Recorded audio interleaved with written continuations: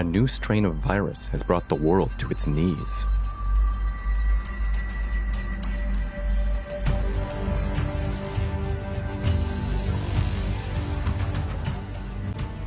Some countries are managing to protect the public. Others are failing.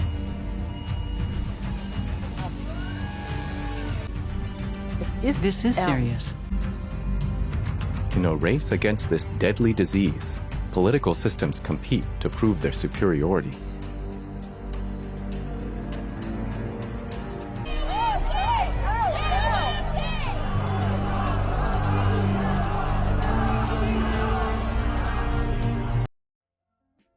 Hi and Assalamualaikum to Sir Muhammad Fairul Rizal. We are from Group 8 and today we are presenting our group presentation, which is risk assessment on the impact of coronavirus disease COVID-19. First of all, I would like to introduce our group member, consists of 5 members. So, COVID-19 is involved in too many risks in our life, but our 3 categories that we think are the most affected by COVID-19 is unemployment risk, health risk, and education risk. Assalamualaikum and hi, I am Nur Amira Alia binti Amir Faizal. So I will present about the one of the categories of risk affected because of COVID-19, which is unemployment risk. The first one is objective. Objective of unemployment risk is to maintain and reduce the unemployment rate that happened in Malaysia because of COVID-19. The next one is peril. Peril of unemployment risk divided by 2, which is the first one, employer cannot afford to pay salary to the employees, and the second one is employers will force to fire the employee. The next one is hazard. Hazard is a condition that may create or increase the chance of loss. So for unemployment risk, the employer will lose income because of COVID-19. The last one is loss. What the unemployment risk will face is employee will lose their job and it requires high cost to survive in daily life, so it will be burden for them to continue their life. Hi, my name is Nur Zaratu Fauzia binti Saifuddin and I would like to present about the 5 risk management process, and each step contains 3 parts, which is unemployment risk, financial risk, and education risk, and I will elaborate more about the unemployment risk. The first step is identify existing and potential risks by managing the source income. For example, if you get salary, you must manage your money for future needs, such as sudden accident and others. Next is evaluating potential risk, which is we can manage it by looking at the frequency, whether increasing or decreasing. Decreasing in number of operation, because decreasing means high frequency. Meanwhile, the increasing in number of workers that must be fired is also called high frequency because it is severity. The third step is examining alternative risk management technique is by checking the risk of avoidance and loss prevention. For example, avoid receive work that have contract because it can lead you to unemployment because the work contract already ended. Next, the fourth risk management process is select and implement risk management program. For the unemployment risk, the first one is loss prevention, which is the employees must obey with the company instruction, show a good attitude and performance, also give a good cooperation to the company. The next one is loss reduction. If one of the employees was affected by COVID-19, the employer must immediately ask for the worker that has COVID-19 to stay at home and have to cut their salary according to the number of days that they did not come to work. The last process is evaluating, reviewing, and controlling the risk management program. For unemployment risk, this process are using to evaluate how long this technique can be used effectively, whether short-term or long-term. The next one is to review the effectiveness of risk management program with recent development of COVID-19 to get better result.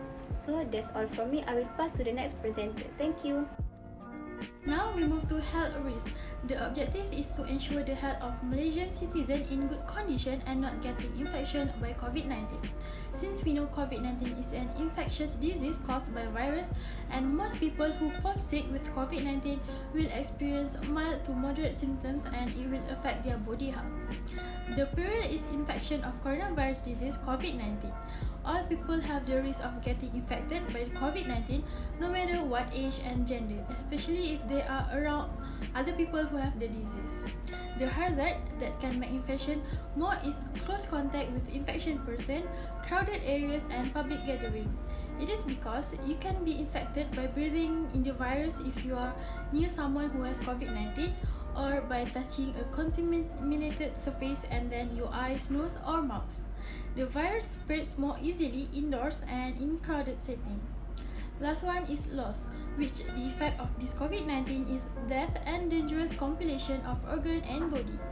The lung are the organ most affected by COVID-19, so the compilation may include pneumonia, acute respiratory distress syndrome, multi-organ failure, septic shock, and death. First risk management process of health risk is to identify existing and potential risks. The risk is coronavirus 2019 COVID-19. The COVID-19 outbreak continues to have an impact on population, especially to those living in poverty, the elderly, people with disability, children, and indigenous people. It is most harmful to those individuals who belong to the social categories that are most at risk. Second step, evaluating potential risk. There is frequency to high frequency of the increasing total cases of COVID-19 due to infection getting spread among people day by day. The next one is severity to high severity, which the total patient have died due to COVID-19.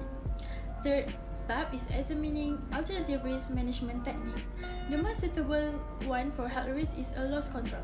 It is taken to prevent or reduce loss involving from the infection of COVID-19. After that, the next step is loss prevention and loss reduction. Firstly is loss prevention. Government should tighten the law and take serious on how to handle this COVID-19, such as border control and lockdown. Besides, people also must follow the rules that set by the government by staying at home and practice social distancing. Plus, government can take legal action to people who violated the instruction. Second is loss reduction. People that have been affected or have any symptom must report to the KKM, which Kementerian Kesihatan Malaysia, immediately to be controlled and monitored, and also to seek for treatment or medication. Other than that, government can trace close contact or people affected and provide place for those who are affected to the quarantine to avoid the spread of infection. Government also can ensure all the Malaysian citizens to take the vaccine. The final step is to evaluate how long this technique can be used effectively, whether short-term or long-term, as to stop this risk. Last one is to review the effectiveness of risk management program with the recent development of COVID-19 to get the better result of health risk. Hi, my name is Nur Shuhada binti Kamizi. Next, I will present about education risk on the impact of coronavirus this 2019. The objective of education risk is to prevent student education from being affected and to improve the education system in Malaysia from COVID-19. Based on the objective, we can learn that it is important for us to know about risk in the education sector that need to be well managed because they can affect the education process for students, teachers and lecturers.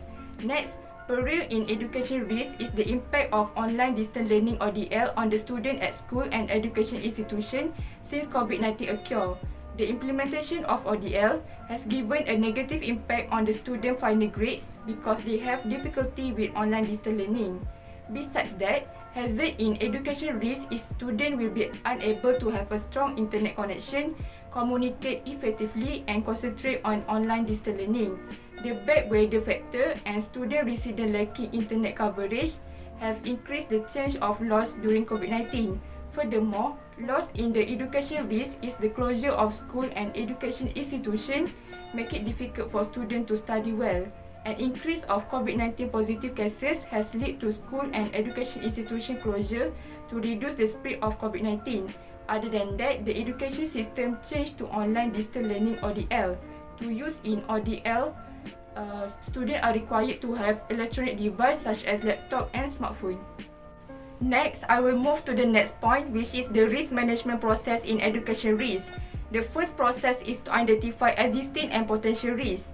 We can identify the higher risk of online distance learning occurring because of reinforced educational strategy that we are aware do not work well. For example, how to ensure the safety of students in the campus and how to avoid the potential risk of COVID-19 at school.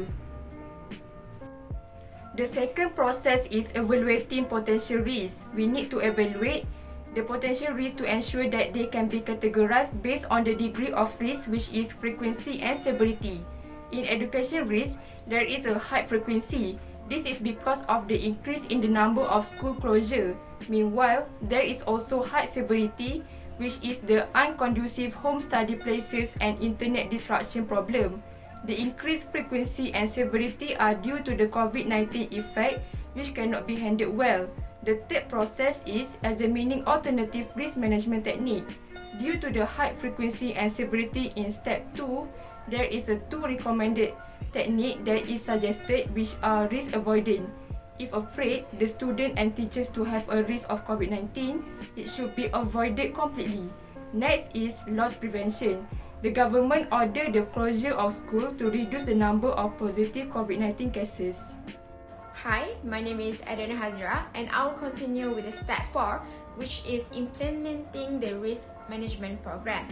Under this method, for education risk, how to manage loss prevention is the Ministry of Education should identify and take initiative for the most effective online distance learning tools for students.